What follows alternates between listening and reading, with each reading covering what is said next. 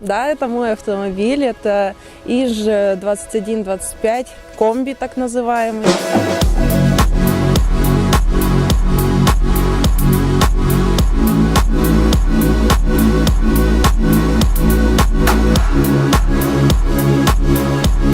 Ретро-автомобилями я увлекалась не так давно, буквально, наверное, пару-тройку лет назад, но мне сразу же понравился этот кузов. Я, в принципе, люблю хэтчбеки. Конкретно эта машина, она 1977 года. В принципе, ИЖ-комби выпускается с 1973 года, то есть она первых 4 годов выпуска. Сейчас машина в состоянии лучше, чем когда она была, то есть она перекрашена, откапитален двигатель, поменяно кое-что, что сломалось, тормоза, но еще много что нужно сделать. Меня зовут Михаил, это как бы мои авто.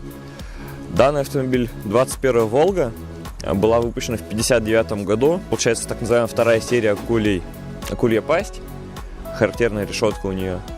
Была куплена мною в Новосибирске, автомобиль я даже и не видел вживую. То есть он приехал ко мне на эвакуаторе, покупался при помощи, так скажем, водителя эвакуатора. Следующее авто — это Москвич производства АЗЛК, 78 год, модель 2140. Приехал с города Златоуст, вполне себе автомобиль в хорошем состоянии. Также им владел дедушка, который работал, что примечательно, на ракетном заводе. Это достаточно хорошо видно в подкапотном пространстве. Там есть интересные элементы, сделанные саморучно, с достаточно высоким качеством. Обычный, так скажем, москвич. ИЖ-412 тоже москвич, уже 71 года. Достаточно в неплохой заводской комплектации, но уже с смененным капотом. Это 24-я Волга, мой предыдущий автомобиль до 21-й. Была полностью восстановлена, покрашена. С двигателем ничего не делал, купил ее у бабушки, предыдущего владельца. Он был некомплектный, на нем не хватало достаточно многих запчастей.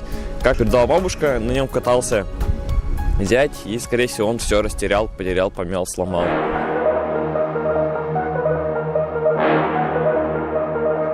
А это наш повседневный автомобиль. Получается, мы ездим на нем каждый день. На работу, на учебу, в магазин за продуктами. Dodge Challenger 2013 года, скажем так, с неплохим мотором, характеристиками.